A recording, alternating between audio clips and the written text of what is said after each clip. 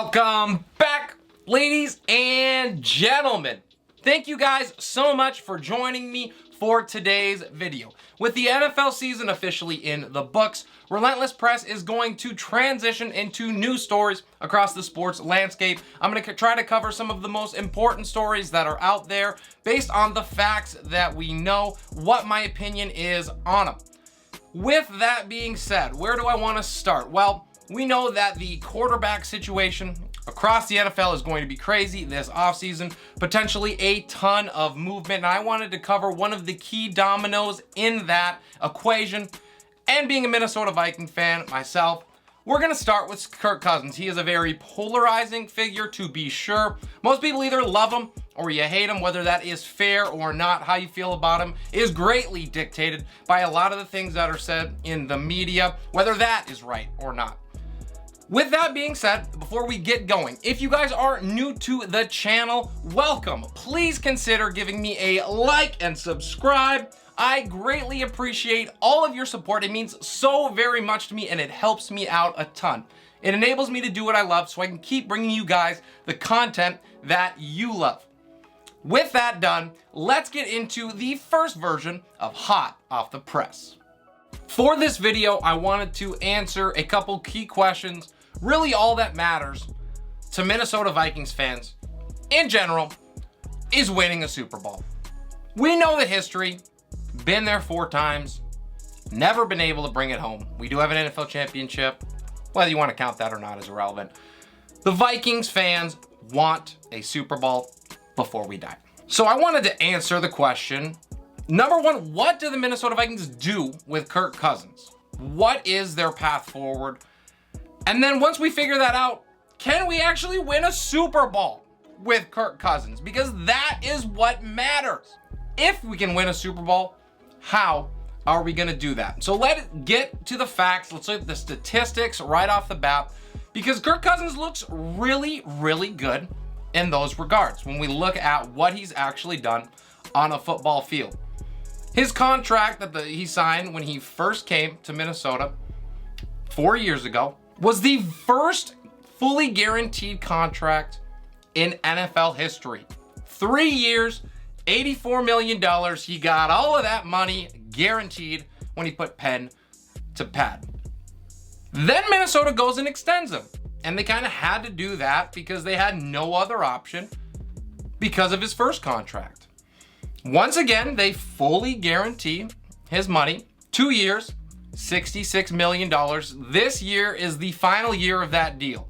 So in 2022, Kirk Cousins is going to cost Minnesota $45 million against the cap. Now, we know how greatly that handcuffs a franchise. So something has to be done because he's not going to play on that contract flat out. Minnesota's cap situation will be absolutely destroyed if they try to go that route. So that means you have a few options here. There is a discussion about a trade. Can they try to ship him off? I have heard and read that a first-round pick is a possibility. Now, whether that is true or not, based on what I've seen of Kirk Cousins, I can't imagine that to be the case. But there's always the Houston Texans, so there's always a chance. The other option, and I'd say the far more likely and potentially reasonable option, is to extend Kirk Cousins. Now, what would that have to look like for me to feel comfortable keeping him in Minnesota? After the 5 years, so after this year, with the contracts that Kirk Cousins has signed, he will have $150 million from Minnesota. He's already made almost 120 of that amount. All of that, once again, is fully guaranteed. So Cousins has already been paid, and handsomely at that. He was the first player, like I said, to receive that fully guaranteed contract. And in all of that time, what has he done with it? His win-loss record for the Minnesota Vikings against teams that have a winning record. So these are going to be teams that actually are relevant, teams that actually matter when it comes to making and potentially winning games in the playoffs, is 7-26. Not good.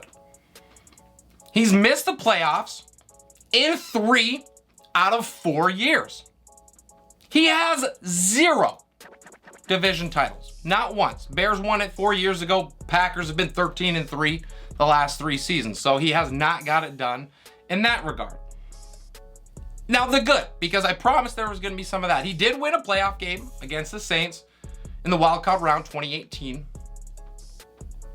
But that's it. For $120 million, the Vikings have 1 playoff win to their name because of Kirk Cousins. Let's look at his actual statistics now. What has he done on the field passing the football? Because we know he doesn't run, God forbid. Year 1, Kirk Cousins is 8-7-1, so just slightly over 500. He did tie the Packers, so we give him that.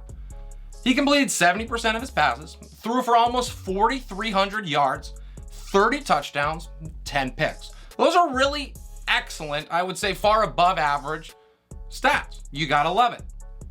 Year 2, the Vikings went 10-5. It's the best season that Kirk Cousins has had at the helm. He completed 69% of his passes, so you love that, just a tick down from his first season. But he only threw for 3,600 yards. He had 26 touchdowns, which is, a little bit of a step down as well, and only 6 picks. So he takes care of the football.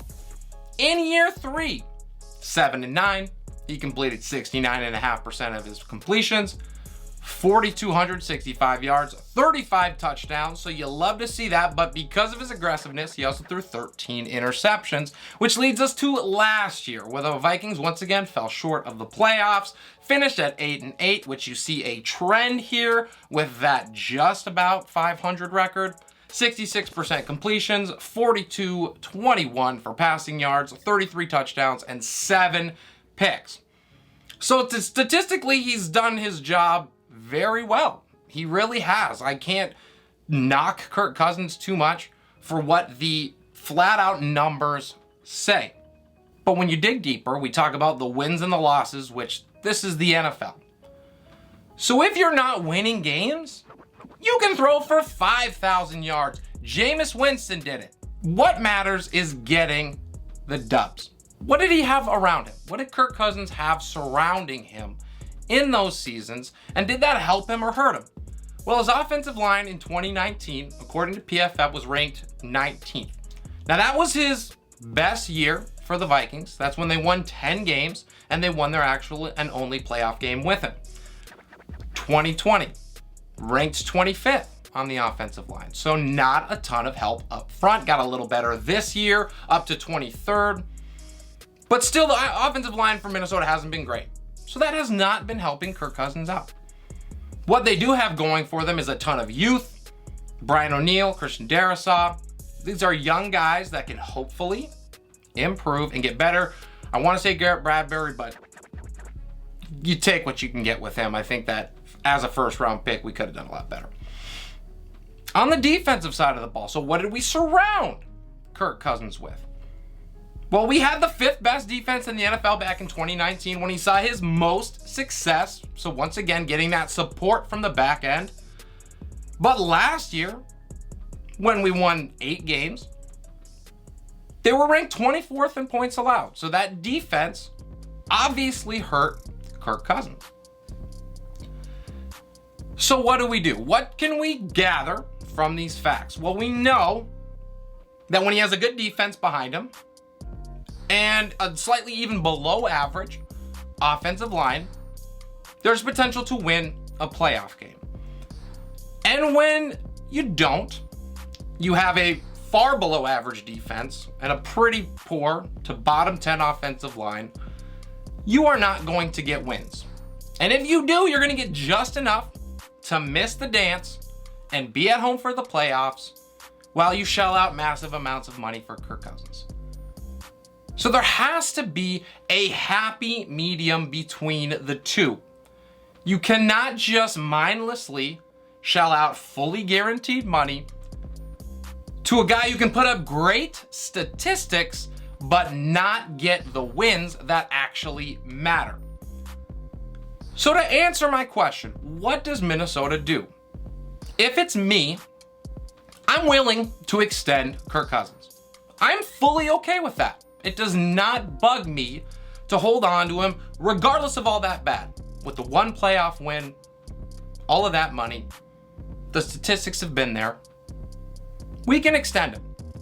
But the issue with Kirk Cousins has been that we haven't been able to surround him with the type of players that are necessary for him to be able to succeed. If you aren't giving him, and it doesn't even have to be, for me, it doesn't have to be a top 5 defense, because I think that there's obviously a lot of things that go into play with that, injuries, but you have to give him a defense that's at least average. He's not gonna go out and win you a game on his back. He's shown that throughout his career, 7-26 against teams with winning records. So he needs support. A slightly below offensive line will certainly do. We've seen that. 2019, 19th ranked offensive line according to PFF. He had success, won 10 games, and had that playoff win. But what is reasonable?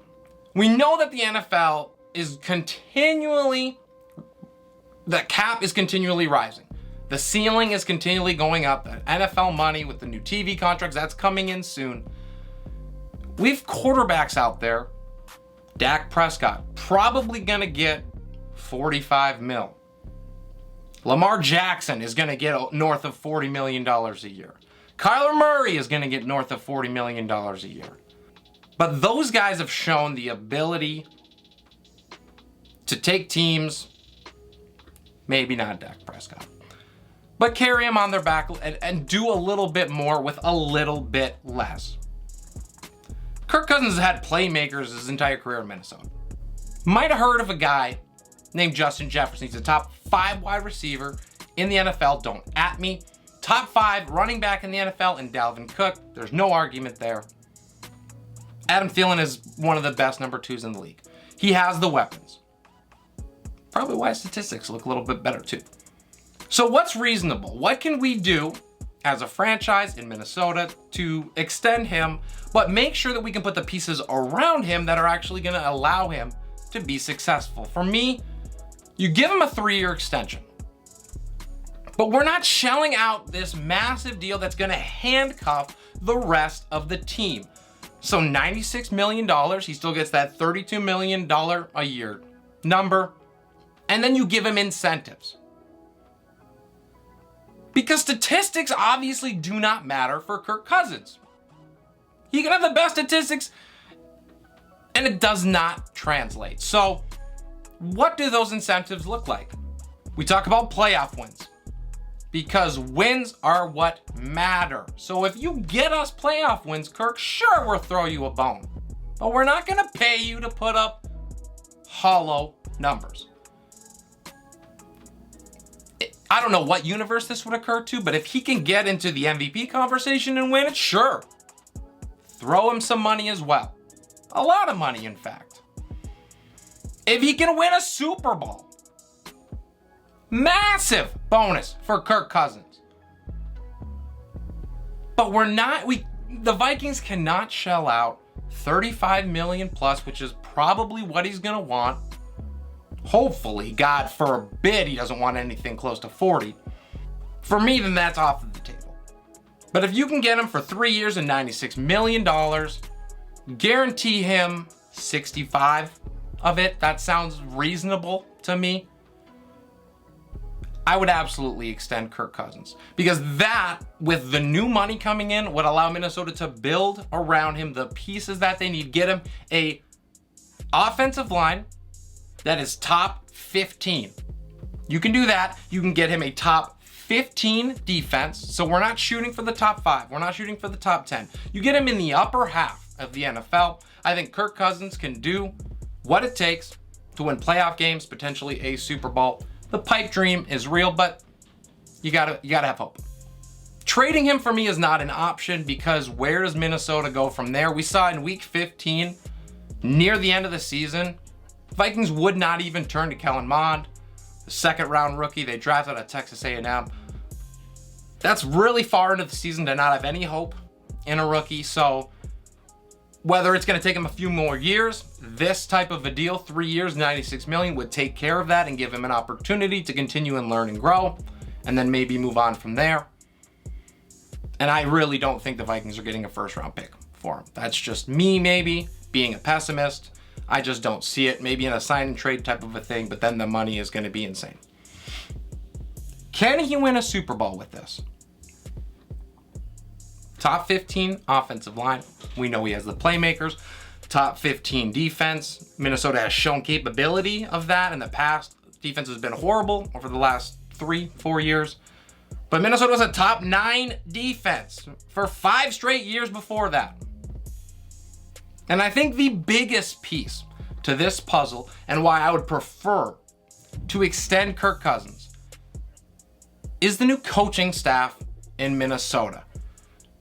I liked the Mike Zimmer signing way back when, but I think it became increasingly clear as the years went on that old school mindset that Mike Zimmer brought to the table for Minnesota needed to stay in the past. It was done and over with. This is a new era of the NFL that we are watching now. You have to be creative. You have to have fresh ideas. You have to be willing to adapt. And those are all things that Mike Zimmer wanted no part of, and he made it pretty clear. Kevin O'Connell, though he is young, he's the second youngest coach in the NFL right now. I think he's about 8 months younger than Sean McVay. But he has shown an ability, even though he didn't actually call offensive plays in LA, he was the offensive coordinator there for 2 years. And you saw throughout the playoffs, especially in the Super Bowl, some of those creative plays that opened up opportunities in the secondary for playmakers, which is exactly what Minnesota has. So I think that he can bring an entirely new element, and I want to see what he can do with that creative genius with Kirk Cousins. Clint Kubiak didn't know what the heck he was doing. Minnesota basically didn't want to go through the process of finding a new offensive coordinator, so they just gave it to Kubiak's son, Gary Kubiak's son. That's done now. I think O'Connell has an opportunity to really open up the offense for Minnesota, and I think he can do things with Kirk Cousins that maybe we either haven't seen before, just Minnesota hasn't even thought of trying yet, because they were so stuck in their old school ways. I think about all of the ways that Dalvin Cook can be a weapon in a creative offense. He's one of the best screen catchers and runners in the NFL. He's powerful. He's got a ridiculous amount of ability to evade tackles. You get him in space, there's going to be trouble. So I think Kevin O'Connell with Kirk Cousins and that different weapons on offense can bring an entire new element and really hurt defenses. Kevin O'Connell is the 4th coach that has been hired out of that Sean McVay tree. The 3 other ones are Matt LaFleur from Green Bay, who's won 13 games. First coach to win 13 games in back-to-back-to-back seasons to start his coaching career.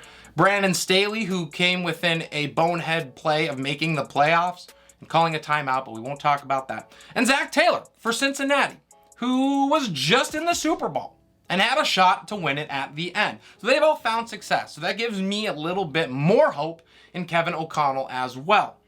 To wrap this up, based on the history, we know that Kirk Cousins does not need to put up big stats for the Vikings to be successful. It really hasn't mattered because his worst statistical season is when we saw the most success for the Vikings and they won 10 games in a playoff game.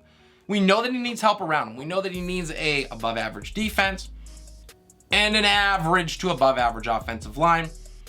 This contract, 3 years, $96 million, is going to allow them to actually be able to do that. And you're still taking care of Kirk Cousins from a financial standpoint. You're not throwing him nothing. There are quarterbacks that are playing for far less than that and who have made far less in their career. Kirk Cousins gamed the system perfectly for 5 seasons. Your time is up, Kirk. You've got your money. Now go get us some playoff wins. This allows you to still be financially secure and for us to be able to build around you. The final point I would like to make is that we have seen quarterbacks with lackluster or below average skills, and I think Kirk is clearly a step above that, who've shown with a solid defense and a good offensive line. you can win a Super Bowl. We saw it with Joe Flacco. Eli Manning is one of the biggest GOATs to the Super Bowl in NFL history with his 2 titles on those defenses. Last year, as a prime example, and I was a proponent of not even playing him in that NFC Championship game, but Jimmy Garoppolo, who tried to throw as best he could 2 playoff games going into that game against Green Bay. Going into that game against the Rams. He tried to throw the Cowboys game and the Packers game as best he could. Still couldn't do it. They won the first 2. If that team with that 49ers defense and Deebo Samuel carrying everything can get to an NFC Championship game, Kirk Cousins can do it. I firmly believe that. So in conclusion, in summation, Minnesota Vikings, go ahead and extend Kirk Cousins. Just don't break the bank doing it. Do not fully guarantee the entire contract as you've done in the past. Give yourself an opportunity to build around him, get him the pieces that he needs, and you can be successful. That's all I got for you guys. I really hope you appreciated and enjoyed the content. I loved having you here for this video. If you have any feedback or thoughts on it, I would love to hear that. Please drop it down below. The reason I do these videos is to open up conversation. I love the engagement, so please bring it on. This is Relentless Press. I'm your host, Abraham Opath, and we'll see you next time.